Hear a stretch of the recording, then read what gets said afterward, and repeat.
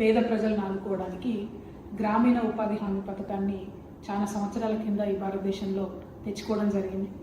ఎప్పుడైతే భారతీయ జనతా పార్టీ వచ్చిందో కేంద్రంలో అధికారంలో, అప్పటి నుండి ఇప్పటి వరకు కూడా ఒక కక్షపూరితంగా ఈ పేద ప్రజల మీద కక్ష కట్టి పని దినాన్ని తగ్గించుకుంటూ వచ్చి మొత్తానికి ఉపాధి హామీ పథకాన్ని తొలగించాలనేటటువంటి కుట్ర బీజేపీ చేస్తుందని మనందరూ కూడా అర్థమవుతున్నది.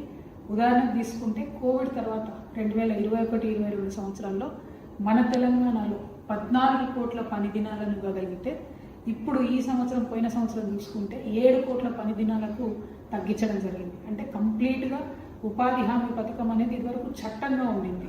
దాన్ని మొన్న పేరు మార్చి విబీజీ రామ్జీ అని పేరు మార్చి దాన్ని కేవలం ఒక మిషన్ అంటే ఒక ప్రోగ్రామ్ కిందకి మార్చింది. చట్టబద్ధత వేరు, ఒక ప్రోగ్రాం వేరు. సో రేపటి నాడు ఈ ప్రోగ్రామ్ కేంద్ర ప్రభుత్వం కంటిన్యూ చేయకపోతే కూడా మనం ఎవరం కూడా ఏం చేయలేని పరిస్థితి ఉంటుంది.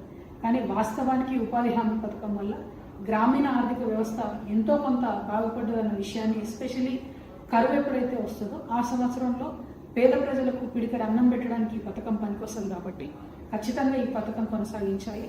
ఈ పథకాన్ని దగ్గరుండి చాలా మంది యువతీ యువకులు ఫీల్డ్ అసిస్టెంట్గా ఉండి మరి ఆ గ్రామంలో ఒక గ్రామం యాజ్ ఎ యూనిట్ తీసుకున్నప్పుడు ఆ గ్రామంలో ఉన్న పేదవాళ్ళందరికీ ఉపాధి వచ్చే విధంగా చేస్తారు. కాబట్టి ఆ ఫీల్డ్ అసిస్టెంట్లకు కూడా ఉద్యోగ భద్రత ఉండాలి, చట్టబద్ధత ఉండాలి, లేబర్ కోడ్ పరిధిలోకి వాళ్ళు రావాలి, వాళ్ళకి మినిమం వేజెస్ ఇవ్వాలని నేను తెలంగాణ అభివృద్ధి తరఫున డిమాండ్ చేస్తూ ఉన్నాను. ఇది చాలా ముఖ్యమైన విషయం.